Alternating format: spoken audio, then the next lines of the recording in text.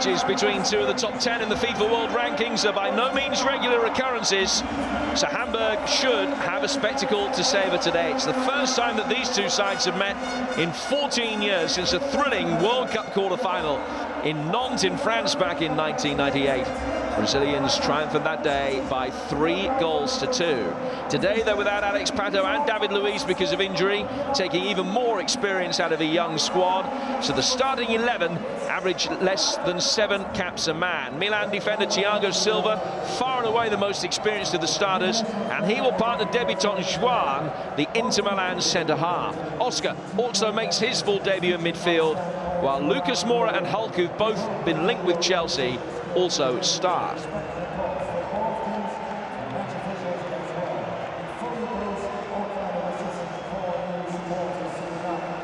Number of absentees as far as Brazil are concerned. Denmark, though, have named arguably their strongest 11 to start this game, with Thomas Sorensen in goal, one of 3 English-based players in the team. Benfica's Daniel Vaz makes only his second start at right back. The veteran Christian Poulsen anchors in midfield. That includes Ajax's Wunderkind Christian Eriksen, while Nicolas Bentner leads the line after scoring 5 goals in his last 6 internationals.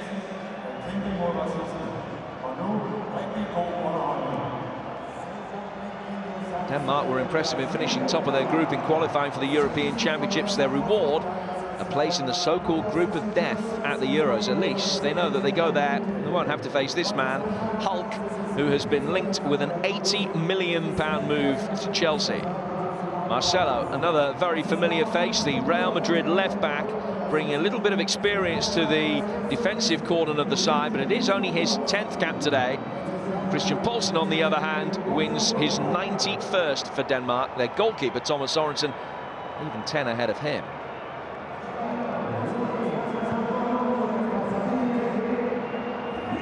Well, Brazil are coming into this match in decent form. Stuart Robson, they've won each of their last 6 games. What are you expecting from them today? Well, I don't think they're going to press the ball, and when they do get it, they're going to try and keep it. And as we've seen it so many times in the last couple of years, they don't get the ball forward that quickly. They keep it at the back. They'll try and play through midfield. They'll be quite methodical in their build-ups. But when they get into the top third, that's when they explode into action. And that's what we want to see when they get it in that top third. Invention, creativity.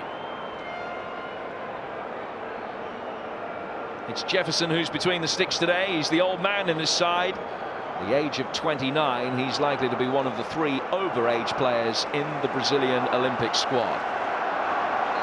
Felix Breich is the referee from the other end of Germany to us here today, right in the very north, in glorious conditions.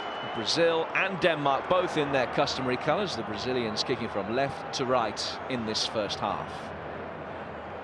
Well, it looks as though Brazil are going to play almost with a front 3, and Hulk is going to be on the right-hand side. Dami out through the middle, and Oscar out on the right-hand side.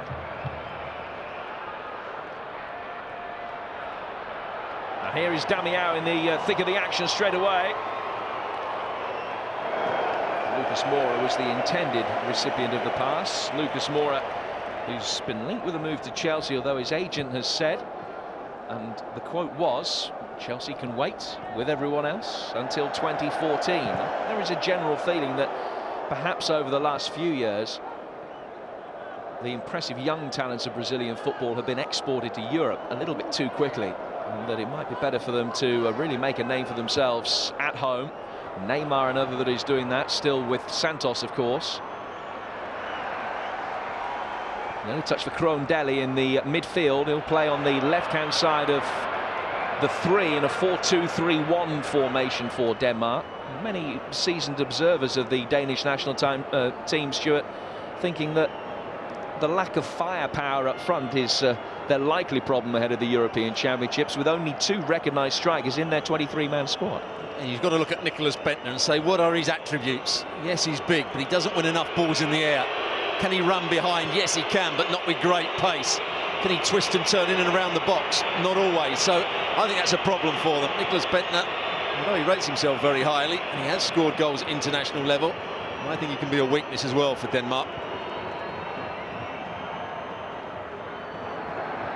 It's Bentner that plays up front, leading the line today. The only other recognised striker that they have in the squad is yet to score a goal at international level, which kind of tells you the burden of responsibility that Bentner is facing. Already we've seen that Crondelli will try and come in from this right-hand side and support Bentner, and Eriksson will try and make runs beyond him. It's important that Eriksson does that, otherwise Brazil hold a high line.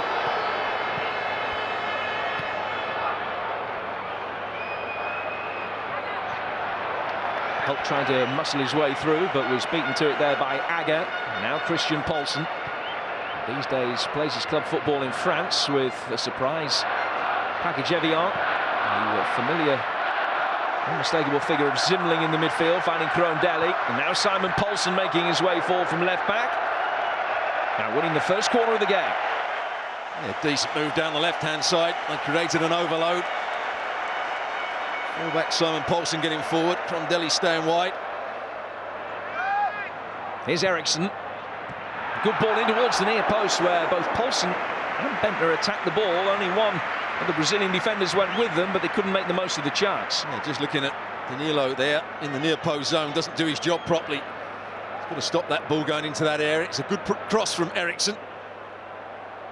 It's a little bit too much on it, Bentner. He needs to just let this glide off the outside of his right boot. 17 goals at international level, Nicholas Bentner.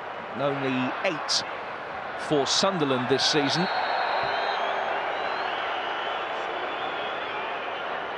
But it won't be the last foul that Sandro makes.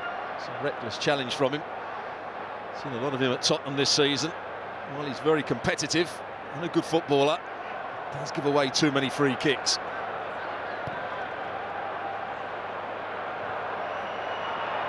Agger's crossfield ball towards the rookie Vass.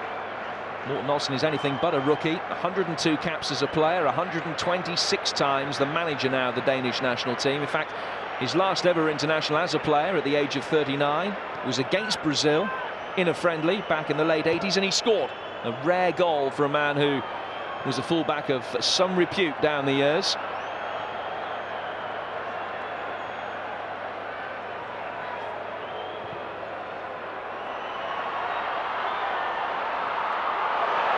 Excellent play by Damiao, emerging from the shadows with possession. Plenty of Danish defenders back goal side.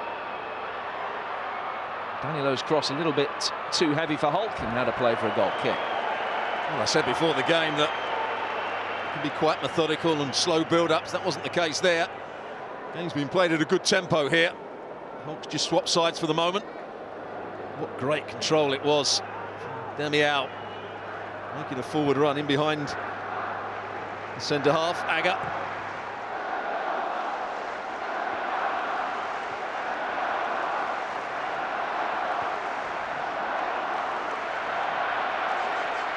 Brazil's recent form has been particularly impressive. They're unbeaten in the last 8 games, and in fact have only conceded 2 goals in that run.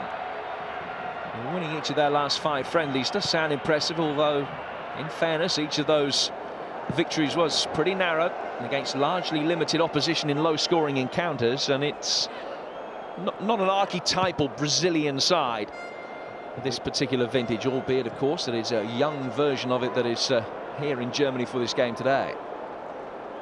We saw them last year in the Copa America where they didn't play well at all. It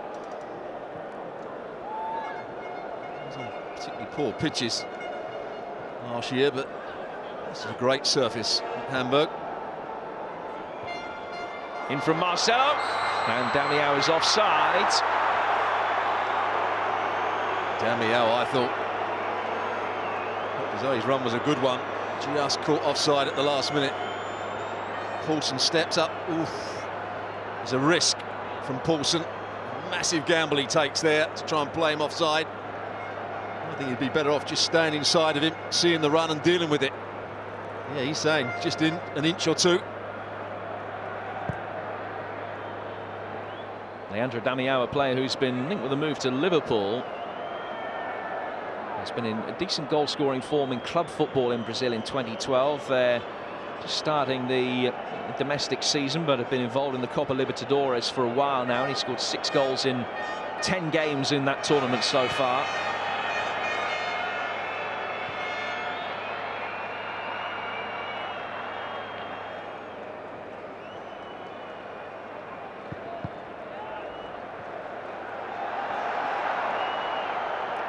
the lack of pace from Nicholas Bentner. Sandro getting back and dealing with it.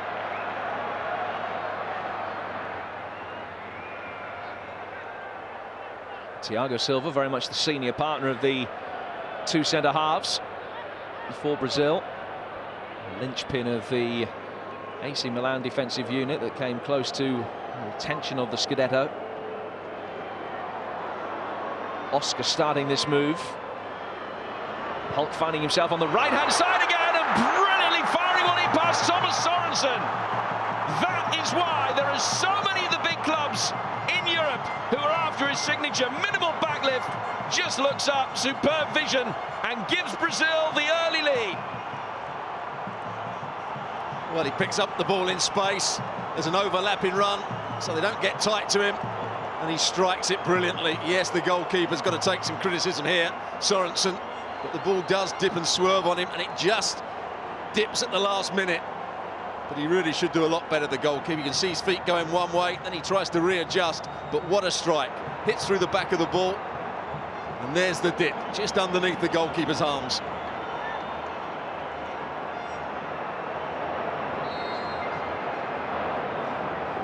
A player who's been so prolific at club level throughout his career finally scores his first ever international goal. You sense it won't be his last. He's playing out on this right-hand side, position he normally plays his club football in the front three. He's got pace, he's got power, he's also got technical ability, as he showed there.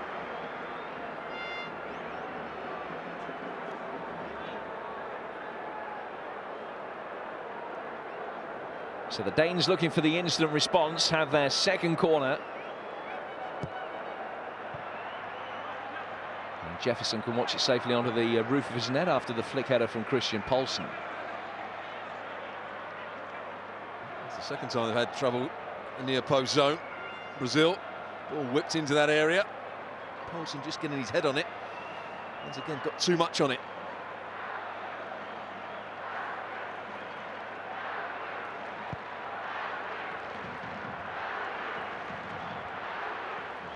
Here's Hulk again. Disguised ball forward this time. I'm trying to pick out Lucas Moura.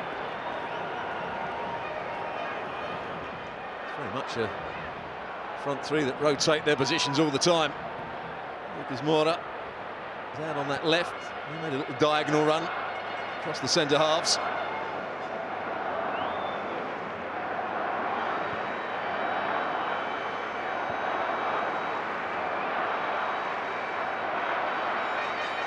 Thiago Silva. Danilo. Poulsen's clearance staying in. Brazil's last friendly was a game against Bosnia-Herzegovina. They won with a last-minute own goal from Rangers' Sasa Papac. And despite the fact that it's the Danes who've had the majority of possession so far, it's Brazil that lead, courtesy of a goal from that man Hulk, who's won a free kick here for the foul by Poulsen.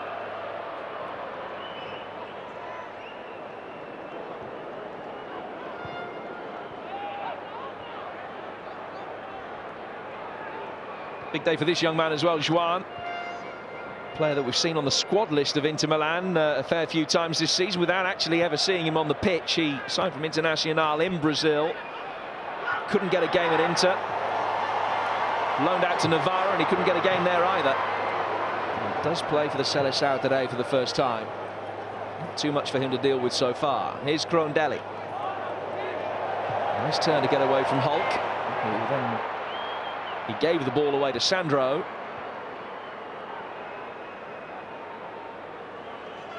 Here's Lucas Moura.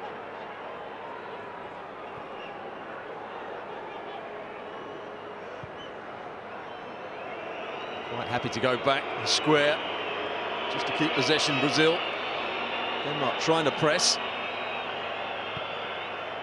Nicholas Bentner up front by himself. It means the centre halves can keep switching play round the back as they're doing here.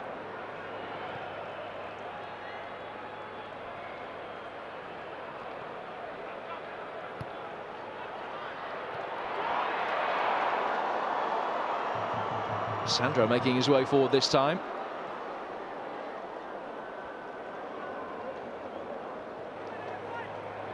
Poulsen out for Krohn-Deli, who was somewhat controversially omitted for the last World Cup. Poulsen has lost possession to Hulk. Here's Oscar, lovely turn from him. It's Hulk, and it's an own goal. 2-0 to Brazil. And this time it's Zimmerling, I think, who's got the last touch to put it into his own net. All too easy for the Brazilians, and the Danes, as they ready themselves for the European Championships, have had a nightmare start. Well, Poulsen gets caught on the ball here. Hulk does really well. There's a good little body swerve here by Oscar. I thought he should shoot, but he cut it back, and Zimmerling's very unlucky. He got himself in a good position. He recovered well into the box. He was just about to stop Hulk shooting. And Sorensen flat-footed. It's all going wrong for Denmark, but that was the moment there was problems. There's a little body swerve. There's the cutback. And Zimmerling, with his outstretched left foot, toe pokes it past Sorensen. It was all created because Poulsen got caught on the ball.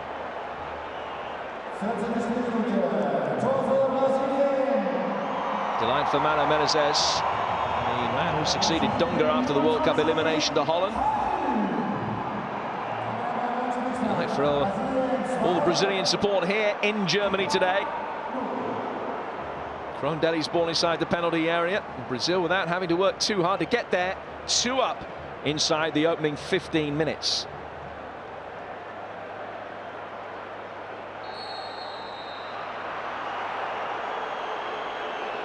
Good centre-forward play.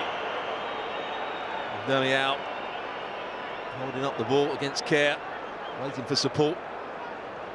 2 midfield players of Denmark are coming back to try and challenge him as well, and Kjær just brings him down. Well played, the centre-forward.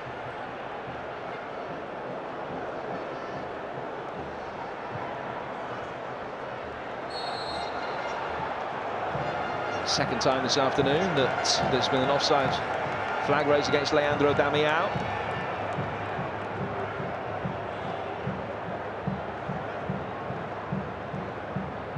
Denmark won their qualifying group for the European Championships. They finished clear of both Norway and Portugal to get there, and Portugal are one of their opponents in this awkward-looking Group B, which will also see Denmark take on both the Germans and the Dutch in the European Championships. Those games will all be played out in Ukraine. In fact, it's such a bad group that the bookmakers around Europe have got Denmark at 20-1 to win the group. So in other words, they give them less chance than any other nation at the European Championships of winning their group. Jose Mourinho, who's confirmed that he will stay as Real Madrid coach for another couple of years, just having a look at one of his current employees and perhaps a few future employees as well here today. Marcelo, the man that's on his roster at the moment. Must be nice coming as the Real Madrid manager, knowing that you can buy most of the players on the field if you really wanted to. Here's Damião, just a heavy touch that time when he had beaten the offside trap, and Thomas Sorensen quickly off his line to make the save. Well, I hear myself saying it time and time again. Why are defenders and back lines so obsessed with playing a high offside line? Damião just races through. Had he touched been better, being 3-0. There's no pressure on the ball. You can't squeeze up from the back. Daniel Agger got lucky a couple of minutes ago, and there he was beaten. Stepping up when he should be backing off and going with the run of Damião.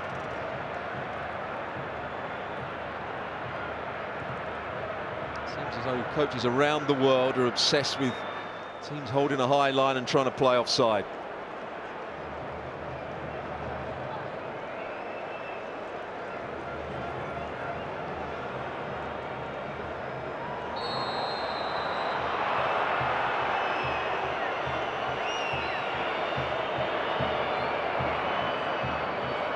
Free kick given away here by Zimmerling. It's not a good challenge. Oscar's moving around pretty well, finding a bit of space. He's not stuck in one position. He can go in between his 2 midfield players, or go wide, or go in behind the front player. He's got licence to roam.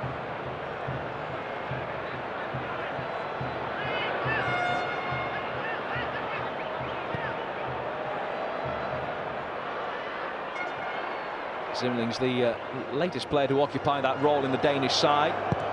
go all the way back to 1992 when they won the European Championships as famously late entrance into the competition because of the civil war in Yugoslavia. They had John Jensen playing in there, and Stig Tufting has taken that role since. Always a real terrier in the midfield. It hasn't worked for them so far. Zimling scoring an own goal. They've struggled to get any possession forward to the front men, and now have their first corner to defend. He's not had a good start either, has he, Sorensen? Shaky when the ball's being played back to him. Let that goal in from Hulk. I think he reacted too well when Zimling got the touch past him. Brazil's first corner, an in-swinger from Oscar, spilled by the goalkeeper. But the referee's found in his favour. He was pushed by Damião. Well, I'd like to see this again. Sorensen takes the ball, and I think he actually knocks it into the centre forward, Damião. He's got to be stronger than that, Sorensen.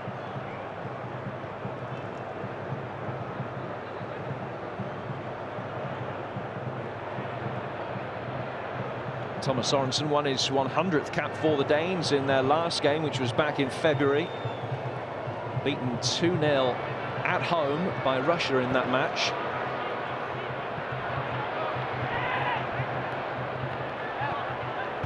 Had won the previous 5 games, though, including victories against Portugal, Sweden, Finland and Norway. The opening 20 minutes have perhaps borne out the fears of many Danish journalists that they're not bad in possession but simply can't do enough of the ball, and Bentner becomes an isolated figure up front. Here's Krondelli. Eriksson, who they haven't been able to get into the game as yet. Vass making his way forward from right back for the first time, but thwarted by Marcelo.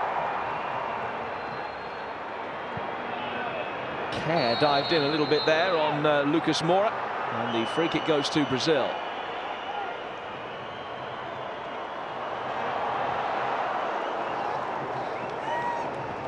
Better challenge from the Wolfsburg centre-half that time. Good run from Lucas Moura. Trying to drive through a little gap between the midfield player and Kerr. Pele is a big admirer of Lucas Moura. He said that they should build the Brazilian national team around both him and Neymar. Neymar, on club duty with Santos this week, has been excused this game. Lucas Moura is here, and already fleeting glimpses of exactly why Pele's been so impressed with him. Vass with the ball in here.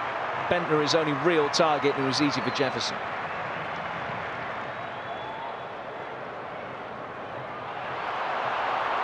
Danger again with Oscar finding Hulk. Danish back line that's lost its shape, and Sorensen this time can make the save as Leandro Damião tried to double his international goal tally. But it's excellent from the centre forward. This is after the first moment of brilliance from him. Just gets it too close to Sorensen, who goes down rather too early. So it looked. He made it happen on the halfway line. He got himself turned, played the ball into the run of Oscar. Suddenly there was an overload down this right-hand side for Brazil. Not only are they outplaying Denmark at the moment, they're also out-battling them in the midfield area. Sandro, Romulo.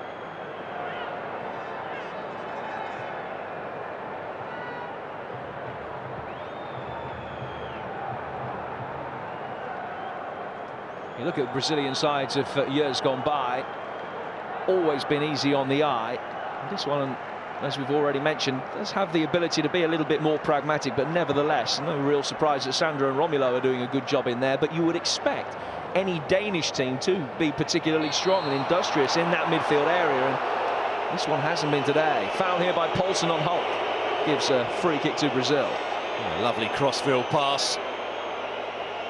Brings it down. Just gets touched and he miscontrols it. Just has his ankle stamped on. Complete accident from Poulsen.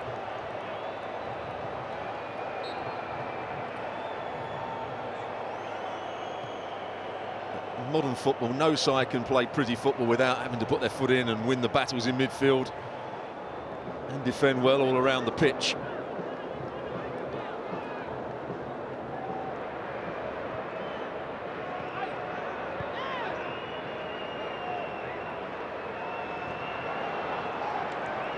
Challenged by Kerr. Here's Marcelo. Now Hulk.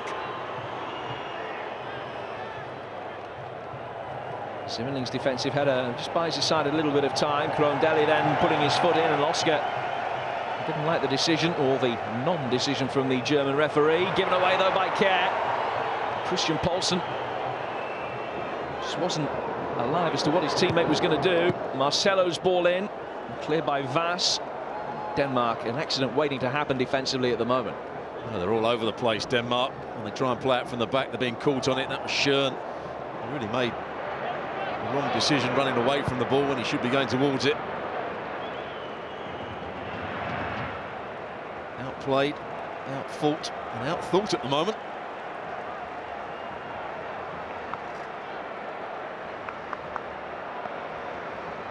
This is only the third ever friendly between these two nations, and Denmark have won the previous two. They'll do well to win from here. A good ball in from Sandro. Kerr went with a runner, Leandro Damião. Neither could get a touch.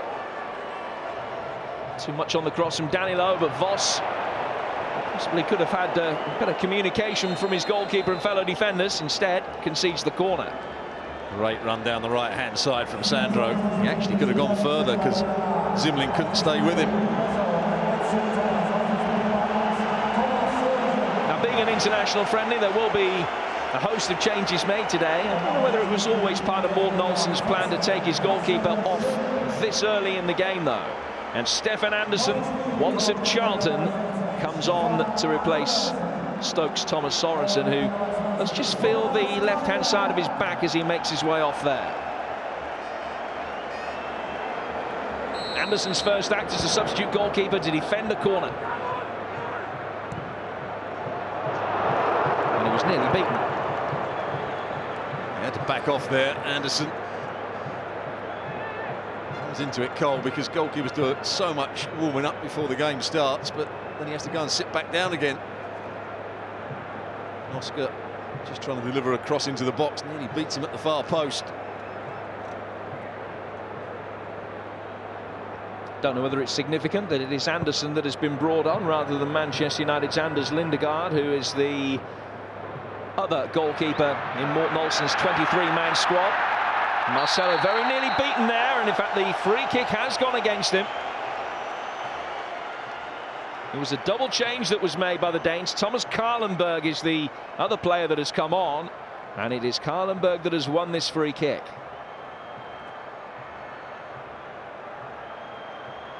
Marcelo getting back, actually gets the ball. Karlenberg went down, got the wrong side. He's an energetic player. Karlenberg, good left foot on him as well. So Christian Eriksen with the opportunity to take this free kick into a promising area. Offside flag was up anyway, and Jefferson able to field at his near post. Whipped into the danger area. Again, Brazil don't defend it in that near post zone. He's got to be happy with his team's start to the game. 26 minutes gone. They've looked forceful, they've looked dynamic, they've been inventive in forward areas.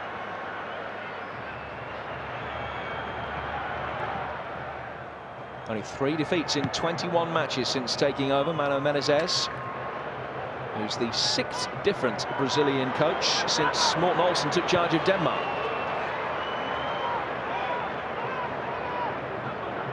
Karlenberg, incidentally, introduced at the expense of Lasse Schöne, who did precious little to establish his claims for a place in the starting lineup for Denmark's first game of the European Championships, which comes against the Dutch. Here's Danilo, getting the better of Crondelli with ease. Romulo for Sandro. Marcelo. Telling pressure from Karlenberg. Yeah, it's better from Karlenberg. Showing his teammate had to close down. He's already won the ball off Marcelo once. He made him a bad pass.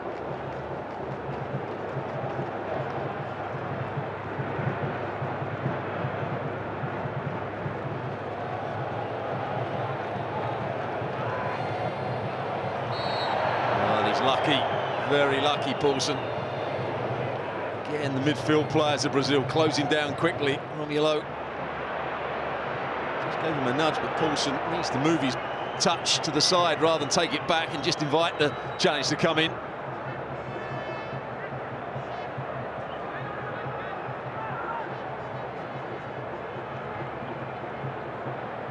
Care. Paulson. Not a heavy touch from him in the midfield. He's struggled really so far to get himself acclimatised. Deli's stumble came at the most inopportune of moments, and it's allowed Hulk the opportunity to run at Simon Paulson. Christian Paulson across to deal with that latest threat. No chance for Bentner. He makes his forward run, isolated.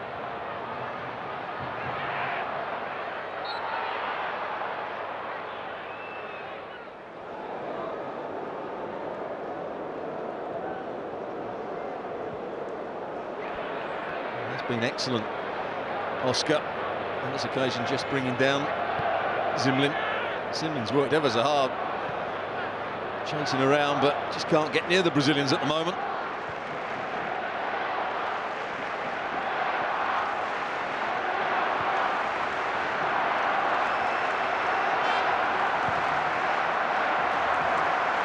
Care's crossfield ball. Deli with Simon Paulson outside him. Bentner waiting. Ball didn't get there thanks to some good defending. That's a Denmark corner. They might have had a little bit more. Well, good play. Denmark switching the play out to this left-hand side. Good combination play. 2v1 against the fullback, Danilo. Holt didn't want to chase back. That may be a weakness in his play.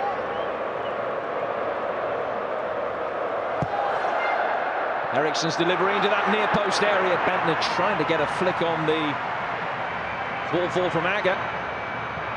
Couldn't steer it either side of Jefferson. Now Brazil will look to break quickly. Agger still caught upfield. Voss and Zimling trying to hold Brazil up, but not with a great degree of success. Leandro Damião does the job for them. Here is Damião.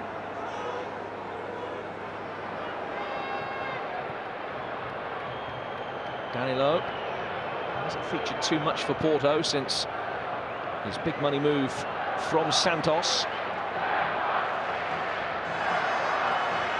It's 2 league starts, in fact, since a €13 million move back in January.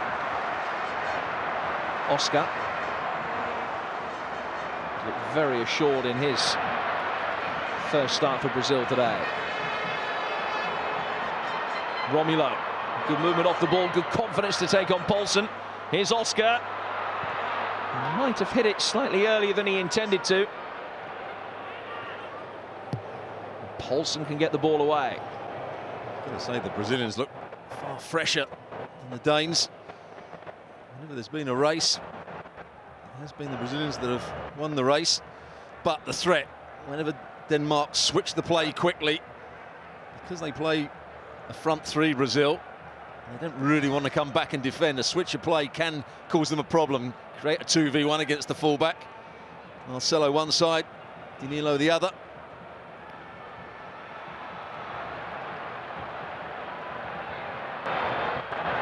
Bentner did have support.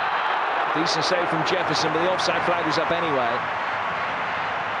Thomas Karlenberg, the player, making the run from the far post. Yeah, just offside. Good spot from Nicholas Bentner.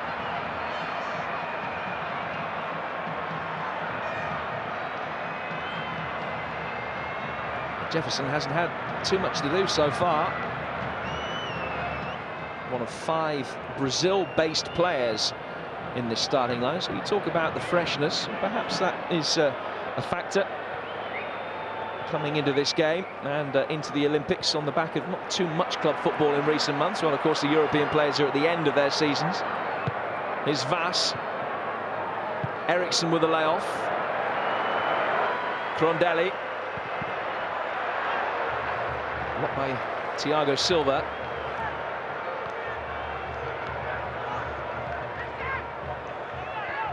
Nicholas Bentner.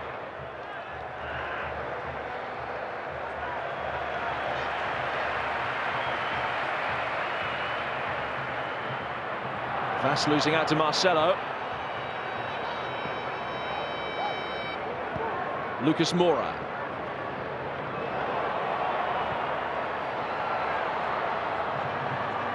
Kerr is an imposing physical presence and was able to get his body between Lucas Moura and the ball.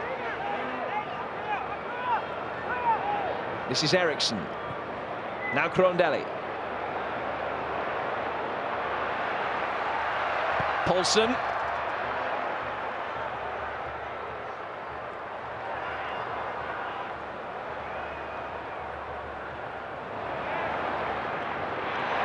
Karlenberg.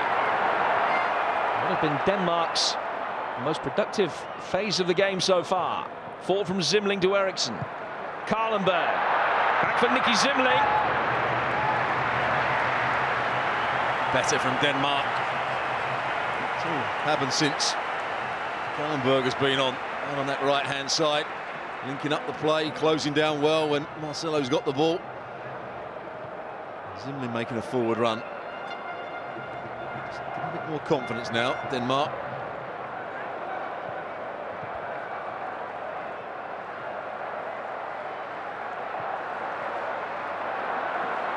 Eriksson.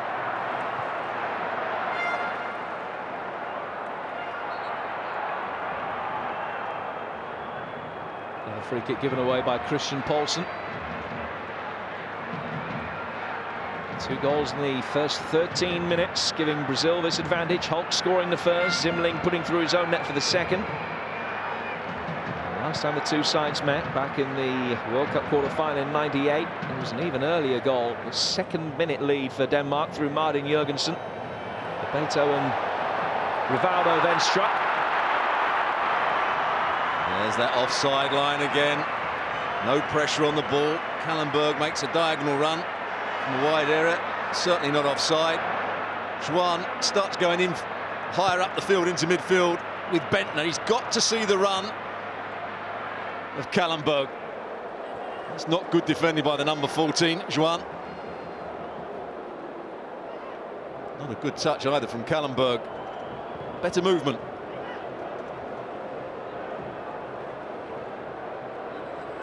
Talk about Juan being inexperienced at international level. He's inexperienced at club level. He's only played 27 senior games in his career, so very few miles on the clock. Almost learnt the hard way that time. Here's Paulsen. Marcelo's awkward defensive clearance. It came off the side of his head. But Brazil can survive. Romulo's in the right place just to mop up on the edge of his own penalty area. Oscar losing out. Zimling now for the Danes, who taken half an hour to get going but are beginning to warm to their task now. Once again it was Paulsen, the left back, getting forward to get the cross in. Karlenberg for Vass. Bentner had made the near post run. Jefferson didn't know what to do. Poor defending, and Krondelli misses the target and his teammates. Well, Danilo at the far post. Not sure what he's doing. Here comes the cross. It was a deep one. The goalkeeper can't get there. Jefferson starts to go, realises he's beyond him. In the end, Krondelli trying to bend it into the far corner. Just takes a deflection. Poor defending from Danilo.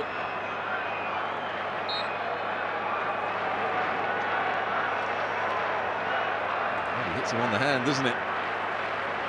There's the save. It's a decent save in the end from the goalkeeper, Jefferson.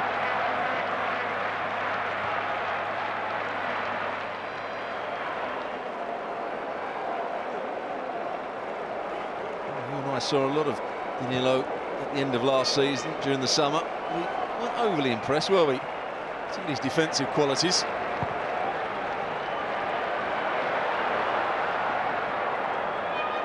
Well, it was at the stage where Porto had agreed to pay the money for him, but he hadn't arrived in European football. I think we were just both surprised that 13 million euros was a price tag on his head as a defender.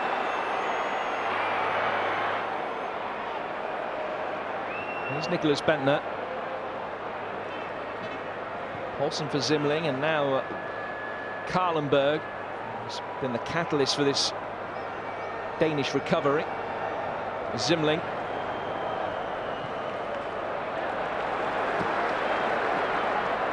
Grondelli. This time Holt has come back to add to the defensive cordon.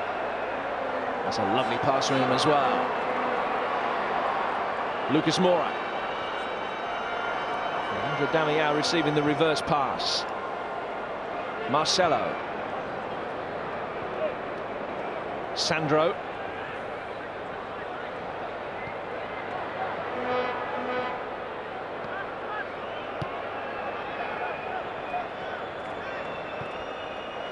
Fairly even game in the last 10 minutes. Denmark getting themselves back into it.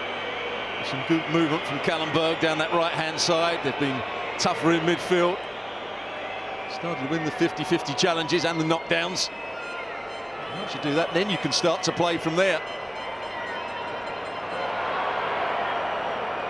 Simon Paulsen committed himself. Holt beat him on the half-turn. Oscar works it wide now, with Holt making his way into the middle.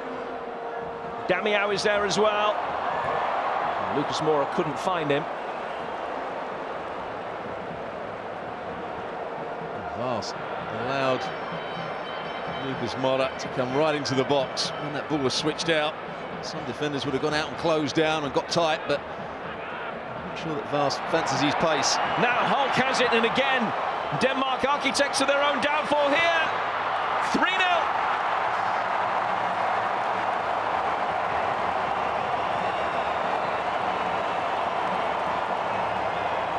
So easy for the man with the €80 million price tag on his head. Well, it's Agger this time that gets called on the ball, trying to overplay. Can't see the pass. It's a good tackle from Oscar, and then Holt rounds his man. He could have passed it square, but goes himself, sends Anderson the wrong way, just rolls it into the corner. Great finish, but it all came again through Denmark being caught on the ball. I said that Brazil probably wouldn't press, but they have pressed, and they've pressed well. That's where two of the goals have come from.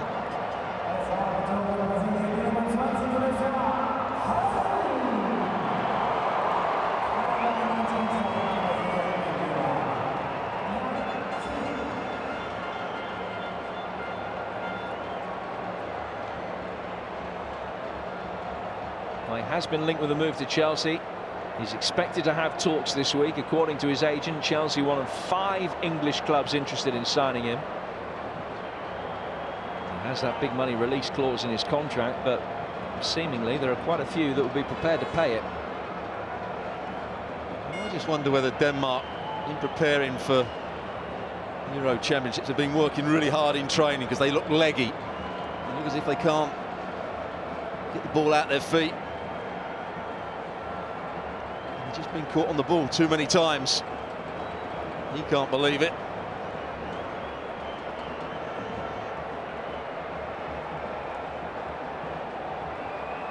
Well, their only defeat since the beginning of last year came against England, Scotland and Russia.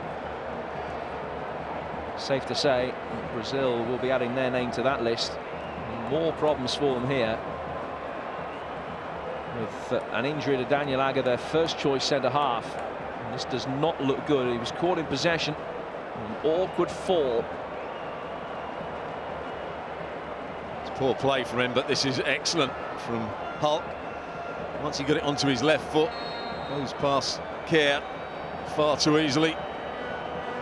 Just rolls it into the corner. What a first half from Brazil. What a bad one from Denmark. And Agger's back on. I think it was more embarrassment than anything else, being caught on the ball.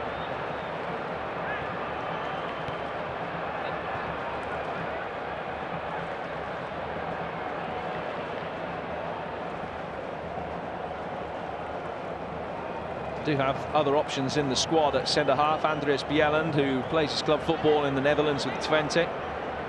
And also Joris Okore, who was called up yesterday into the squad, is yet to make his competitive debut, but the teenager, another that can play at centre-half. Suffice to say, they need Agger to be fit.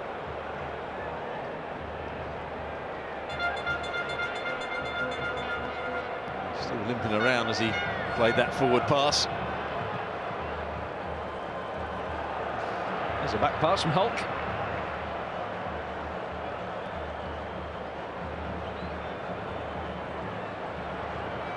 Oscar. Here across the cover to find Crondelli. All his work on the left-hand side of midfield has been in a defensive capacity so far. Karlenberg. Bentner. Forced to go out and try and get the ball and supply the width himself. Forward here for Zimling. Thiago Silva with him.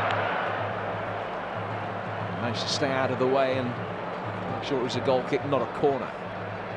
He's had tougher afternoons.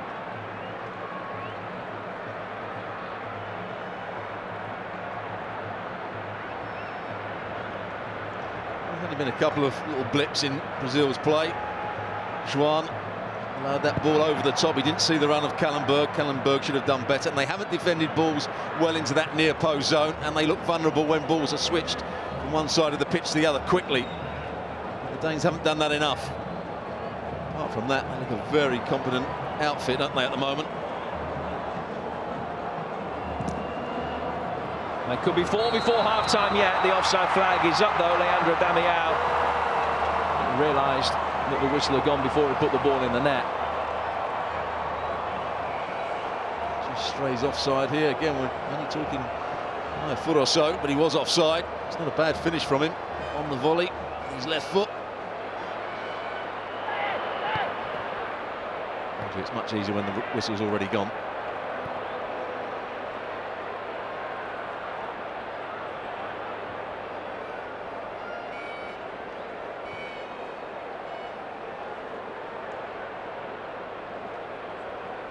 Crondelli. Paulsen. And Jefferson almost embarrassed at his near post. Well, he has been the most threatening player, hasn't he, Paulsen? He's got a couple of crosses in. This is a good left foot strike. Once again, the ball dips on the goalkeeper. It was just going wide. It wasn't a great save, was it, from Jefferson?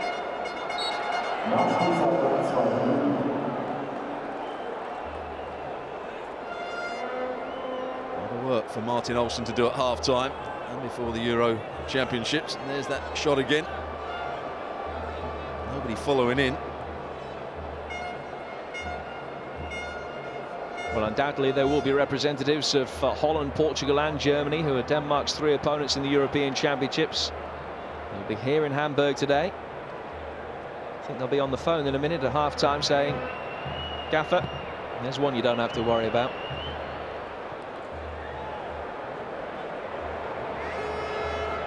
One thing that Denmark have in their favour going into the tournament is that they're doing so under no pressure at all, because nobody expects them to get out of the group. I think those expectations will have been enhanced in what we've seen in the opening 45 minutes here in the Hamburg sunshine. We're used to seeing Danish sides that play with energy, aggression. That hasn't been the case here. Again, Zimling looks like he could make a tackle. Danilo just goes easily past him.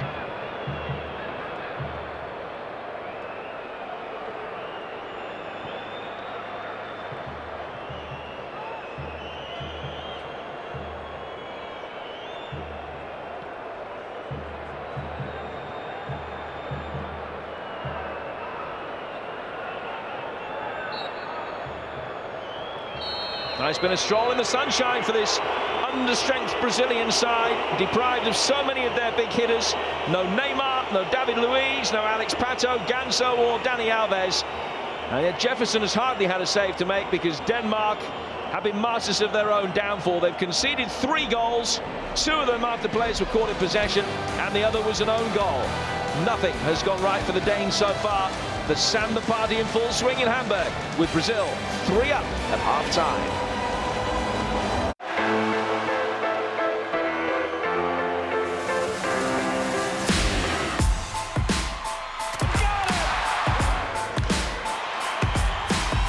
Head on her shoulders, she probably stayed.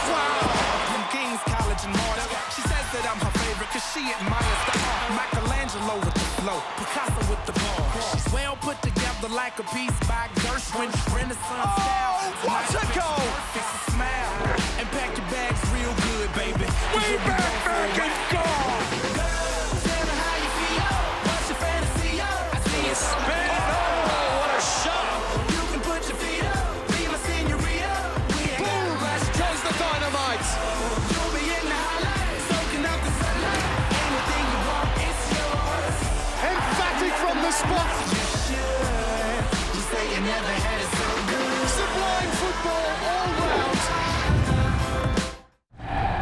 Baseball tells the story of an incredible fresh start. March 30th, 2008, opening night at the brand new Nationals Park ends in dramatic fashion. Belted, deep left center. The ball game is over. Ryan Zimmerman has delivered the happy ending for the Nationals. Be there for the moments you won't forget. Nationals Braves, live Monday on ESPN2. Hi, Jason Bennett alongside Robbie Madison, looking ahead to X Games 2012. And Robbie, the countdown's begun. Mate, 100% guys across the world, athletes from all disciplines going for it, pushing the limits in discipline, skill, everything that they've got, and we're drawing down to the line, seeing who's going to be the champion. So many Aussies in so many different events, plenty to look forward to. You'll see all the action right here, live and exclusive on ESPN. X Games 2012 on your worldwide leader in sports. Checking in. Your name, please. Michael Jordan. Oh. Michael Jordan, 8 o'clock? Oh. That's me. Oh. Oh. Man.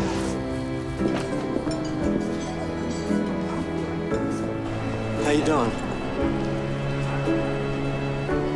Really? Let's go. You put 4 years of work into something and you got one lap to put it together. I mean, it's pretty daunting if you want to think about it like that. I try to break things down into a process and not get too caught up into that, because I think if you dwelled on that for 4 years, you'd be a wreck. Sam Willoughby on the next Aussies Abroad. Wednesday. Only on ESPN. Plenty of viewer feedback this week concerning the Champions League final. Shaka Hislop and Raphael Honigstein are here with me to look at this tweet. Shaka Hislop is finally vindicated on his views on Mario Gomez. When push came to shove, the German went missing. No more curse. Well, I'm not going to go so far as to say the curse is now all over. But I just felt that Mario Gomez was not a clean enough striker. Now, that's level competition. Great opportunities are few and far between. Against Chelsea defending the way that they did, he got one good chance and fluffed his lines. Raf, do you have any defence for Gomez? No, indefensible, I'm afraid, on the basis of Saturday's performance. He took too many chances, then went missing. Not the kind of performance you want from him, from your main striker on that night. Well, we always want to hear from you. Get in touch with us at soccernet.com via Twitter, any which way you can. We'd love to answer your questions.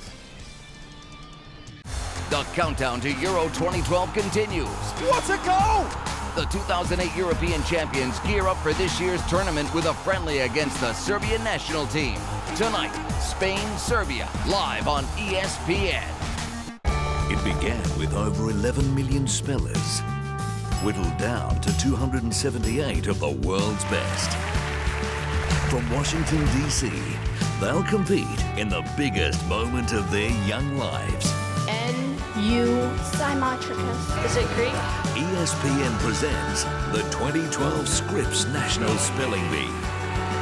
Semi-finals live Thursday on ESPN.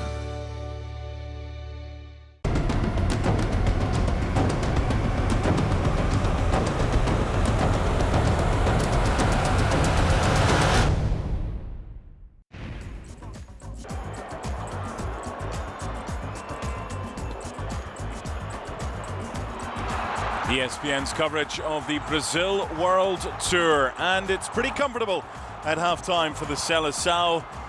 Maybe a goalkeeping error by Sorensen, but take nothing away from Hulk. Decent strike, dipped just at the right time to evade the goalkeeper, and 1-0 to the Brazilians after 9 minutes. Mark Donaldson guiding you through half-time before we hand back to Jim Proudfoot.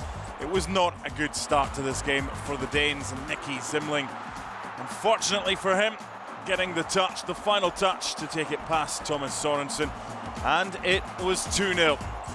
Doing his best to clear it. Hulk was looking for his second, but Zimling got there first, and it was 2. Hulk did get his second just before the break. Again, poor defensive work. He's got options here, Hulk, but he's a striker, he's selfish, and he can do that. Past the substitute goalkeeper, and it is 3-0 for Brazil. Managed to get it past Anderson. Delight for Jefferson, Brazilian goalkeeper at the other end. Brilliant play by Hulk. You just can't give him that time. And Brazil leading 3-0 at half-time. Some big games later and some already in action. Republic of Ireland against Bosnia-Herzegovina. 0-0 after 21 minutes in that Euro 2012 warm-up. But Brazil leading 3-0 against Denmark at the break on ESPN. The champions of the world live on ESPN as we head into the season of champions and championships. Spanish football was once again a season-long battle between Barcelona and Real Madrid, Messi and Ronaldo. But in the end, Real Madrid claimed the Spanish title. Atletico Madrid captured the UEFA Europa League title with a thrilling 3-0 win over Athletic Bilbao. In EuroLeague basketball, Greek powerhouse Olympiacos are champions. The NBA playoffs continue, showcasing the top players in the world. And it was an epic battle for the top prize of European football. Chelsea, led by the amazing Didier Drogba, beat Bayern Munich for the UEFA Champions League crown. It's the most amazing time of the year with the champions of the world on ESPN. This is June on ESPN. X Games Los Angeles 2012. Major League Baseball. Back it goes, it is gone. Argentina versus Brazil. An extraordinary effort. The NBA draft. Friday night fights. And this fight is over. And the NBA Finals. Kevin Durant flies out of the sky. This is June on ESPN.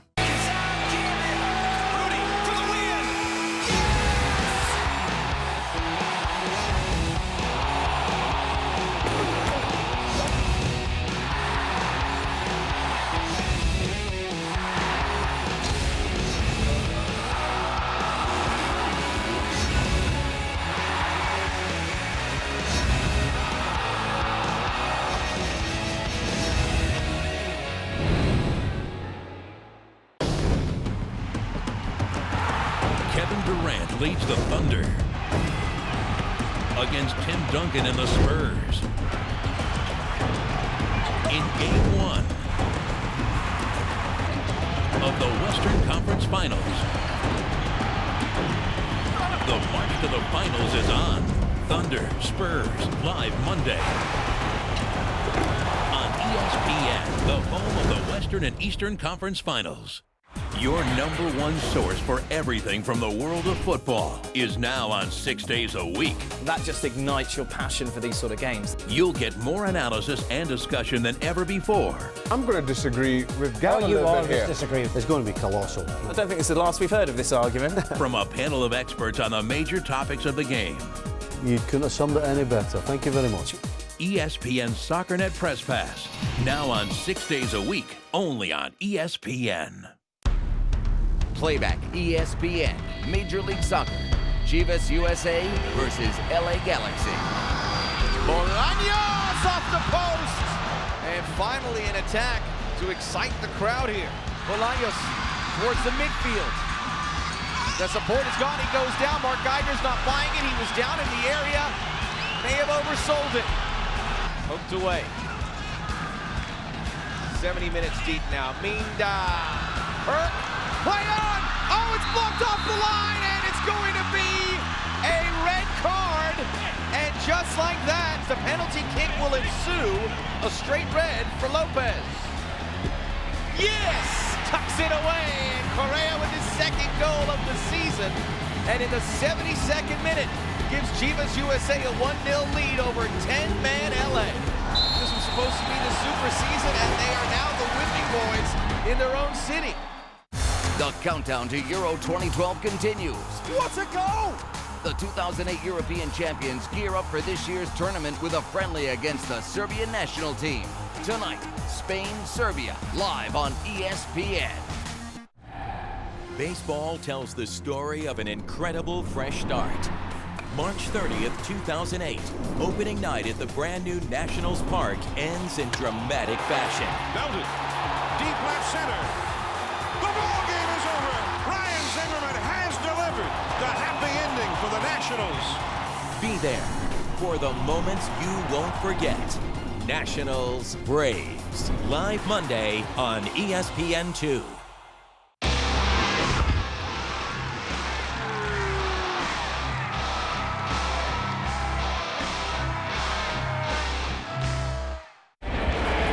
Brazil leading Denmark by 3-0 at halftime on ESPN.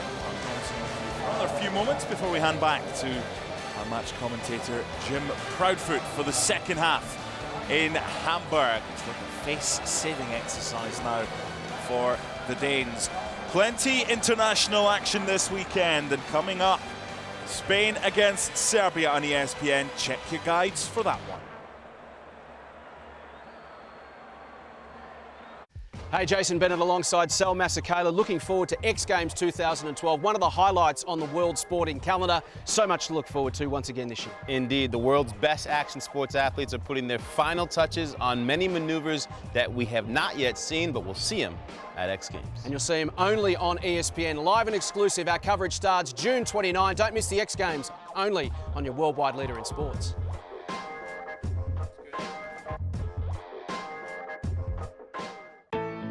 You put 4 years of work into something and you got one lap to put it together. I mean, it's pretty daunting if you want to think about it like that. I try to break things down into a process and not get too caught up into that, because I think if you dwelled on that for 4 years, you'd be a wreck. Sam Willoughby on the next Aussies Abroad. Wednesday. Only on ESPN. Baseball tonight is the sweet spot. Let's get to the action. The day and night in baseball in the perfect daily dose. He's the best that's ever closed a game. Give me your top 5 lineups in baseball. Web gems. Oh, my goodness. Wow. Gone.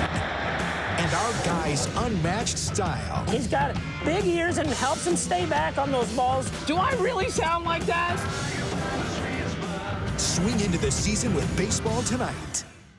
At the UEFA Champions League final in Munich, Bayern look poised for a hometown victory late into the game.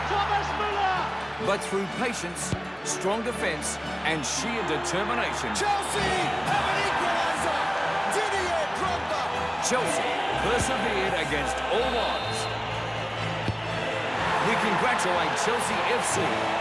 Chelsea are kings of Europe! And you saw it here on ESPN.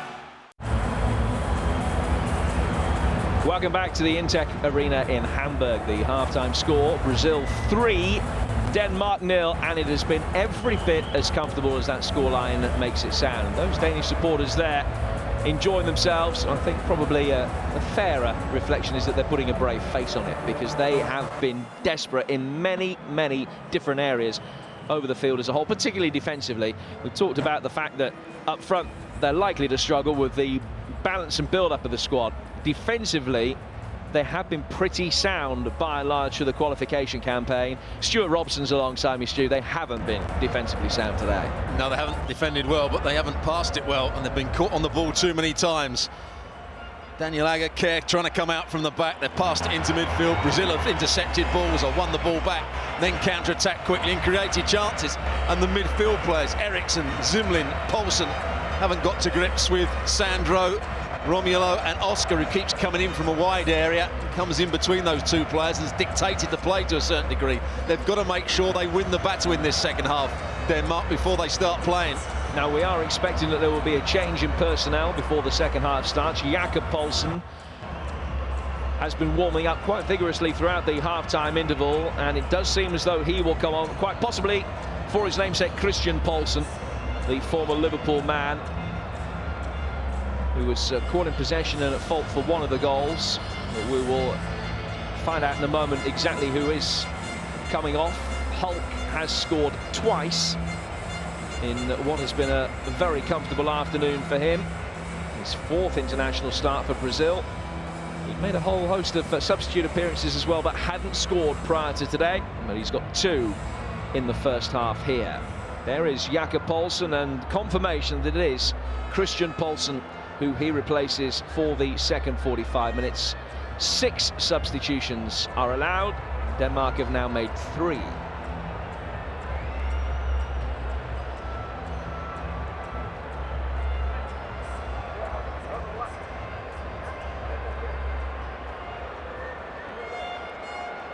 Plenty for Jose Mourinho to consider. And 45 minutes for Denmark to save a little bit of face.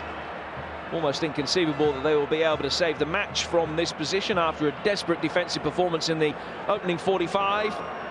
But can they have the psychological advantage going into their next friendly against Australia and then the European Championships of at least a promising second half performance against some of the best youngsters that South American football have to offer?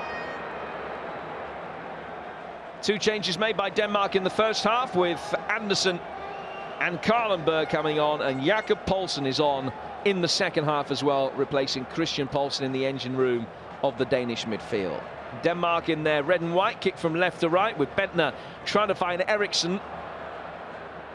Christian Eriksen, another player that was unable really to get into the game in the first 45 minutes. I imagine that he will be told to get even closer to Bentner in the second 45 and try and provide the bridge between midfield and attack. Here's Agger striding forward for the first time. He's done really well here, Agger. Sets it up for Jakob Poulsen. Bentner. Vass. Much better from Denmark at the start of the second half, and an almost improbable miss from Agger. But Denmark should have been on the score sheet in the opening seconds of the second period. Well, that's where they've got to play the game. They're going to come out from the back, play it in the top third. He's offside, there's no question about that. Thus, the right back was in an offside position when the ball was played. The assistant referee didn't give it, but it's good play from Agger, striding forward into space and continued his run. And when the cross came in, he didn't quite make the right contact with the ball, but that was better from Denmark.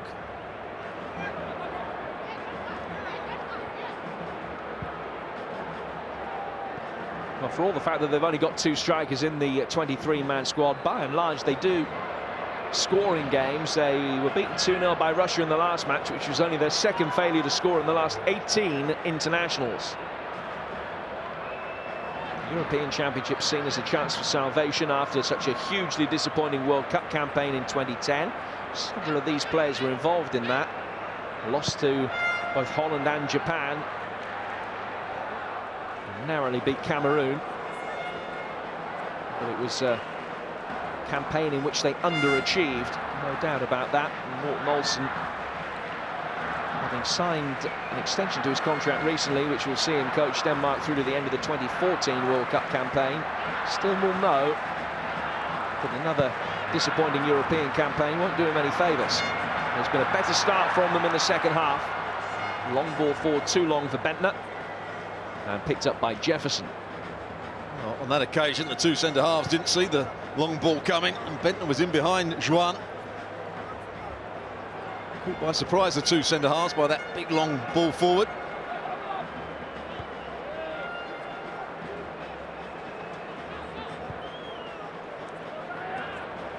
Thiago Silva, undoubtedly one of the stellar centre-halves in Serie A. Karlenberg, Zimling back for Voss. Benfica defender. We saw a lot of Thiago Silva, didn't we?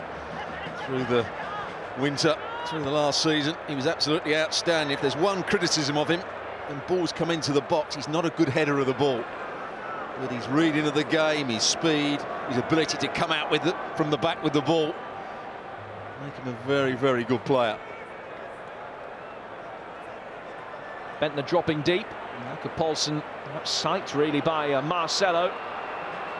Got the jump on him in midfield and now strides forward and almost was able to play in Oscar. An excellent piece of play in the true tradition of Brazilian fullbacks there, pushing forward. Well, he didn't dribble past and he just ran into space with the ball. He showed good pace, just trying to cut it back for Oscar, making one of those late runs again.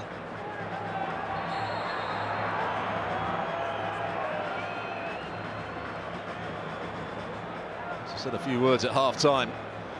Martin Olsen. Sandro again making runs into the wide area. I think he's lucky to win a free kick there. It's an afterthought, the dive. He's made a lot of those diagonal runs into the corner of the field.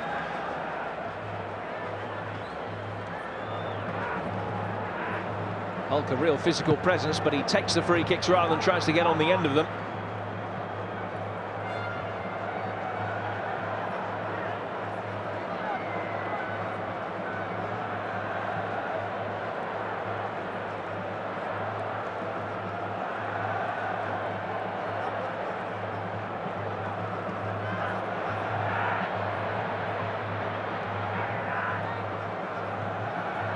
Bentner. Paulsen.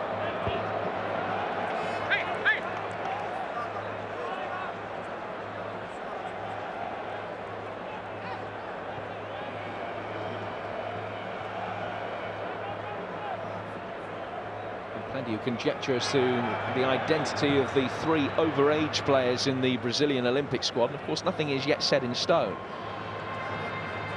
Diego has thrown his hat into the ring, said that he hopes to return to the squad one day after an excellent season on loan at Atletico Madrid this year. He hasn't played for the Seleção for 4 years now. Here's Bentner, fed by Voss.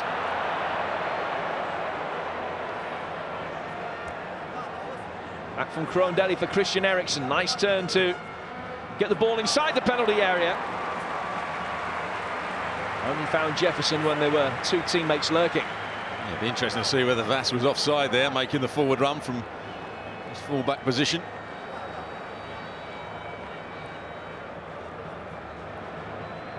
I think there we saw the worst of Nicolas Bentner. He drifted into a wide area. It was a good position that he took up, and the cross into the box was lazy, sloppy. It was a golden opportunity, really, for Denmark.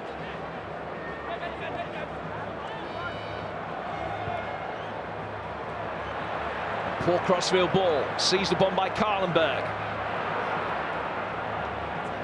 Bentner made the runs. Well judged by Juan. Now Marcelo has played over 200 games for Real Madrid in his 6 years in Spain. League winner this year, of course.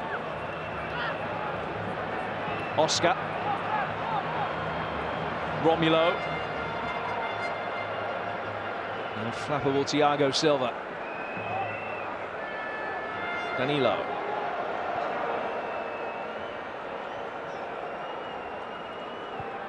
Oscar.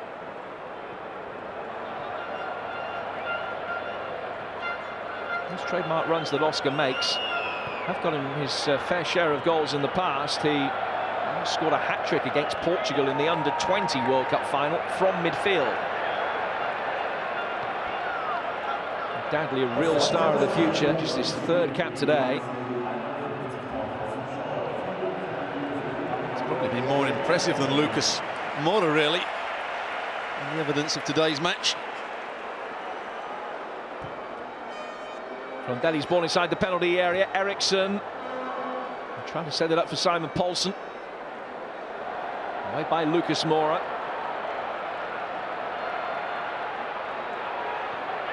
Care, they're ahead of Oscar. Vass. Zimling.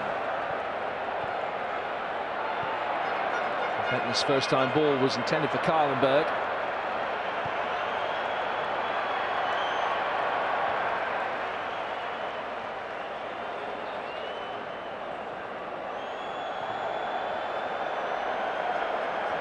How would you judge Hulk? Talked about this big release clause, 100 million euros or 80 million pounds, as near as makes no difference. And there are clubs apparently who are contemplating paying it. 76 goals for Porter at a rate of 1 every other game is a very impressive record. Would it be good enough for a side that had aspirations of winning the Champions League? I'm sure he's good enough. Whether you want to pay that sort of money for him, I'm not quite so sure. But his attributes are that when he plays on that right-hand side, he can come in on his left foot, he can drive past defenders. He's got a bit of trickery as well, and as we saw in the first half, he can finish with composure and he can finish with power as well. Great shot on him. Marcelo pulling it back here. He just fell in behind Damiao.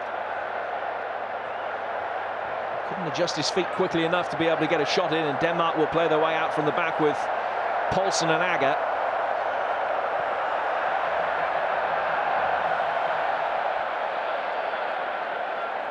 Bentner.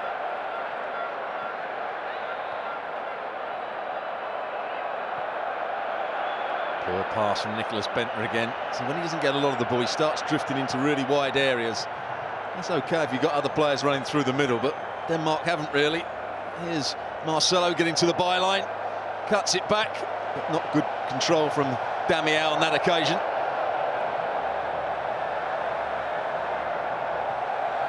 Damiao started the game really well, linking up the play, allowing Oscar to run beyond him. You can see exactly what Brazil are trying to do. You can't see what Denmark are trying to do. There is no, doesn't seem to be a game plan. You're just swapping over the players. Hulk and Luis Moura.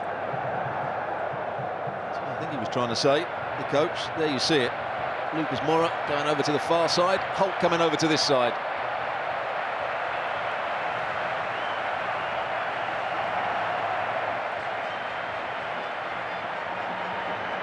Prestigious occasions, of course, these international friendlies, particularly bearing in mind that these two nations are 6th and 10th in the FIFA World Rankings.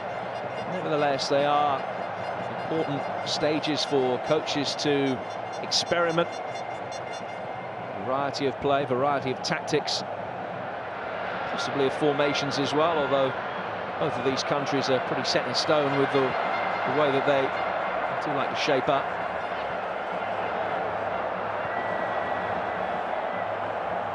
I've seen Brazil over the last few years. They try and stick to the similar game plan and a similar squad of players, unlike Argentina when we've seen them. I think you quoted me a statistic last season.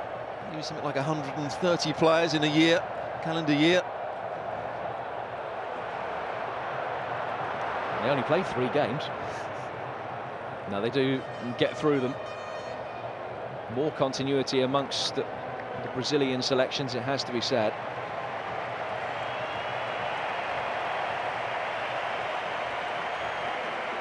Plenty of Danish support. It's not that far from the Danish border, Hamburg. Plenty of supporters have made the journey here. Perhaps those that won't be travelling to Ukraine for the 3 matches that Denmark are likely to play in the European Championships. Hard to see it being any more than 3, really. Here's Simon Poulsen. Karlenberg waiting in the middle. He and Bentner both made runs in towards the near post, and the ball was delivered deeper than that. He's almost playing as a wing-back. Simon Poulsen out on that left-hand side. Whenever Denmark get the ball, he gets high and wide. Once again, going at Danilo. Danilo doesn't really stop him getting the cross in.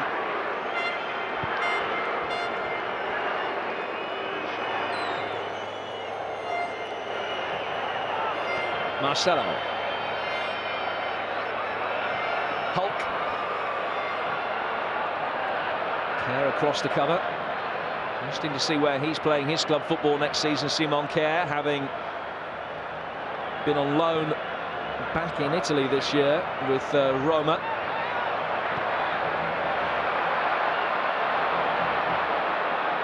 Bentner, another one who fits that bill as well. Almost embarrassing Jefferson there.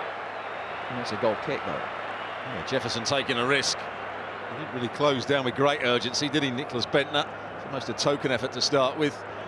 But there just gets a foot in. At one point, it looks as though Jefferson was going to try and pick it up.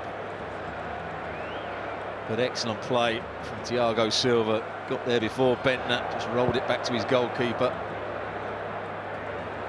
Booed their side off at half-time, the Danish fans. And with some justification. Karlenberg here finding Jakob Poulsen. Better ball in and really well defended. Again, it's Thiago Silva taking responsibility at the back. Well, it's interesting to see how Poulsen got in here. So now Brazil's turn. So now players to run in behind them. Good defending. Thiago Silva yet again saw the danger. Denmark's first corner of the second half. Christian Eriksen to take it. In towards the goalkeeper, Jefferson. Two strong hands to it. Zimmerling tries to help it back into the fray, but Marcelo can clear. That'll allow Brazil the opportunity to push out, and then conceded a free kick.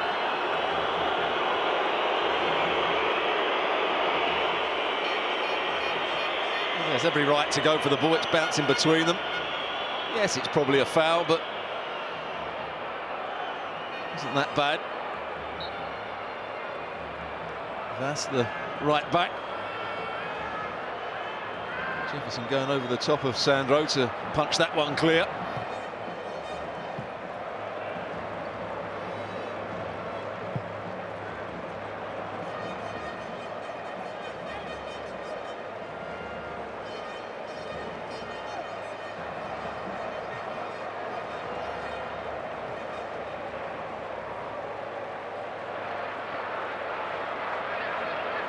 Next up for Denmark, friendly back on home turf at the Parken in Copenhagen against Australia next Saturday. Brazilians in action between now and then. They fly to the United States, where they have 3 games in the space of 10 days or so, starting with a friendly in Maryland against the United States themselves on Wednesday. The familiar figure of Dennis Rommedahl is the next to be brought on. The most capped Danish outfield player of all time will replace Christian Eriksen and win his 115th cap in the process.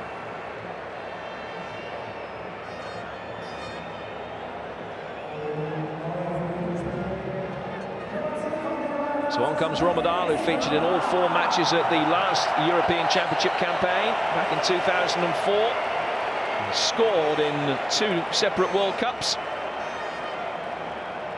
Playing his club football back in his native Denmark now, after spells in England and also in Greece, as well as the Netherlands, where he's really made his name down the years. Well, he's gone to the right-hand side, his usual position. It means that Karlenberg will play as the second striker behind Nicholas Bentner. Rommedahl has always had pace. He has been on the wane slightly. Whenever diagonal balls are hit and he gets in a 1v1 situation, he's not tricky, but he'll just drop a shoulder, knock it into space and run. The greatest time when he was playing in England. 96 goals in 80-odd games for Charlton.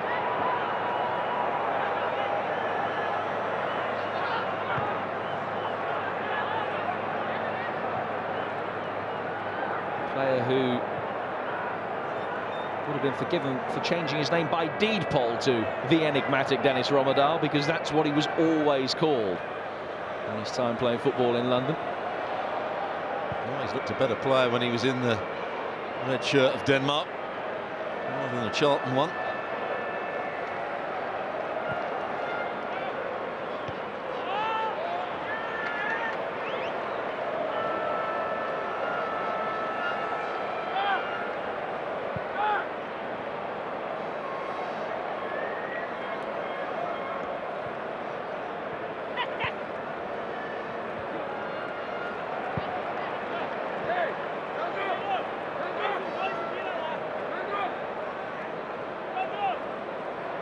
Plenty for Morten Olsen to consider.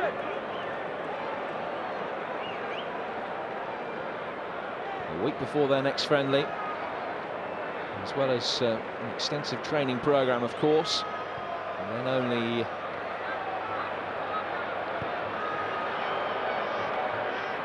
another week until the real action starts, their match against the Dutch. Here's Oscar. There won't be too many positives for Morten Olsen to take out of this performance. The principal one will be that it's only a friendly. They haven't played like this in the European Championships. And here's Sandro. Romelu.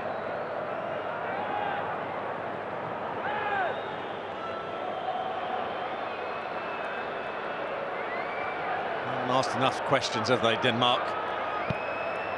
In attacking areas.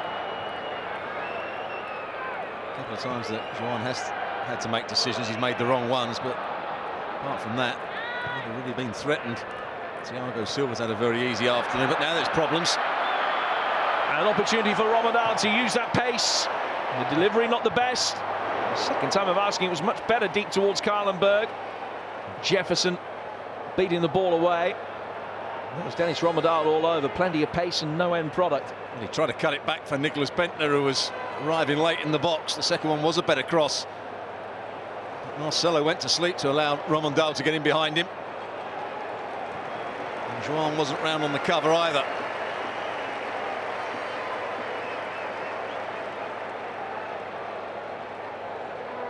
They've just lost a bit of concentration, Brazil. There is the second cross. Jefferson gets a punch on it.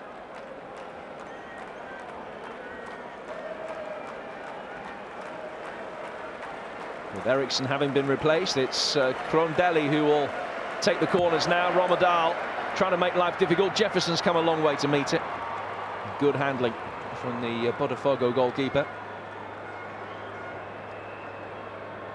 He made a lot of ground there, moved his feet well. Good safe hands. Fifth cap for him today. He's only conceded 1 goal so far in his international career.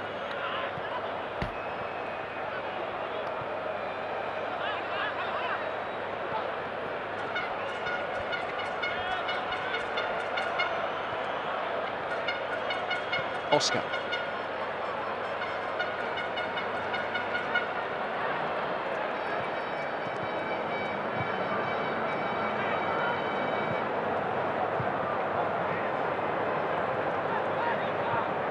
Krondelli having to turn quickly. Agger was very speedy in alerting him of the danger that he put him under. Here's Kerr. I saw him doing a lot of that for Roma this season, trying to come out with the ball. And Rossi went back in between the centre halves. Kerr came out on the right-hand side. Good pass for the ball, very composed defender. Pass now for Rommedahl. Just off the top of the bar, when the ball had curved onto the bar, out of play first. It's a goal kick. I'm not sure how it could have curved out. It didn't look as though he put bend on it. It's just lifted up. Defended well at the far post in the end. Jefferson was sure it had already gone out of play. Backspin on it, but I don't know that he's tried to bend the ball round.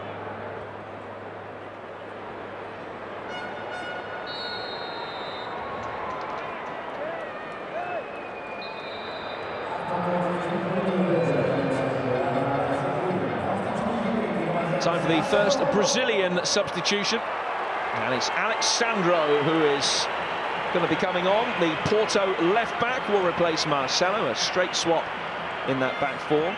Alexandro coming on for only his 3rd cap. A player who made the move to Porto from Santos in a big money deal. 10 million euros they paid for him, but he's only made 4 league starts. And comes on for the final quarter of the game.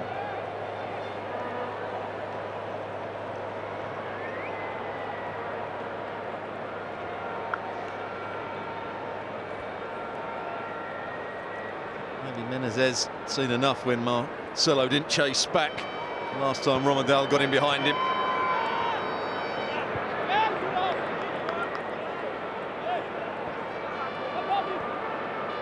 They do like to keep their squads together, Brazil. Many of these players played at under 20 level. So a lot of them come from under 17s to under 20s, then they go into the Olympic squad, the under 23s. Of course, if they're good enough, then into the full squad.